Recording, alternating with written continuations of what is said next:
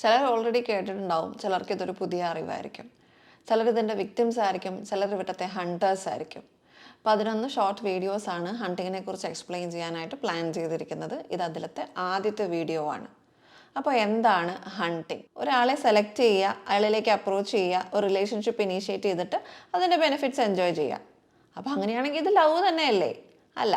പ്രണയത്തിനകത്ത് ഫ്യൂച്ചറിൽ ഒരു കമ്മിറ്റ്മെന്റ് ഉണ്ടാകാൻ സാധ്യതയുണ്ട് എന്ന് പറയുന്ന ഒരു പോസിബിലിറ്റി എപ്പോഴും ഓപ്പൺ ആയിരിക്കും. പക്ഷെ ഹണ്ടിങ്ങിനകത്ത് ഈ ഹണ്ടറിന് പ്രത്യേകമായ പ്ലാൻ തന്നെ ഉണ്ടാകും, ഒരിക്കലും കമ്മിറ്റ് ചെയ്യില്ല എന്നുള്ളത്. പ്രണയത്തിനകത്ത് അത് അയാളുടെ ഒരേ ഒരു റിലേഷൻഷിപ്പ് ആയിരിക്കും. പക്ഷെ ഹണ്ടിങ്ങിൽ അയാൾക്ക് ഉറപ്പായിട്ടും വേറെ റിലേഷൻഷിപ്സ് ഉണ്ടാവും. പ്രണയത്തിൽ ഒരാളിലേക്ക് അട്രാക്റ്റ് ആവുന്ന റീസൺസ് എന്ന് പറയുന്നത് അയാളുടെ ഭംഗിയോ ടാലന്റോ ക്യാരക്ടറോ ഒക്കെ ആയിരിക്കാം. പക്ഷെ ഹണ്ടിങ്ങിൽ ഒരാളിലേക്ക് അട്രാക്റ്റ് ആവുന്നത് അയാൾ വൾണറബിൾ ആണെന്നും അവൈലബിൾ ആണെന്നുമുള്ള അറിവ് കാരണമാണ്. ഒരു ലവർ തൻ്റെ ഫ്രണ്ട്സിനോട് പറയുന്ന സ്റ്റേറ്റ്മെന്റ് എന്ന് പറയുന്നത് എനിക്ക് അയാളെ ഇഷ്ടമാണ്, ഞാൻ പ്രപ്പോസ് ചെയ്യാൻ പോകുന്നു എന്നായിരിക്കാം. പക്ഷെ ഒരു ഹണ്ടർ അയാളുടെ ഫ്രണ്ട്സിനോട് പറഞ്ഞ സ്റ്റേറ്റ്മെന്റ്സ് ഒരു പക്ഷേ ഇങ്ങനെ ഇരിക്കും: കല്യാണം കഴിഞ്ഞ് കൊച്ചൊക്കെ ഉള്ളതാ, അതുകൊണ്ട് സേഫാ, കമ്മിറ്റ്മെന്റ് ഒന്നും ചോദിക്കത്തില്ല, തലയിലാവത്തില്ല. ലവർ അബ്യൂസീവാ, അപ്പം നല്ലൊരു ക്യാച്ചാ, ഇപ്പം മുട്ടിയാൽ കിട്ടും. അടുത്ത വീഡിയോസിൽ ഹണ്ടിങ്ങിനെ കുറിച്ചുള്ള കൂടുതൽ ഡീറ്റെയിൽസും അതിൻ്റെ സൊല്യൂഷൻസും ഡിസ്കസ് ചെയ്യുന്നുണ്ടാവും.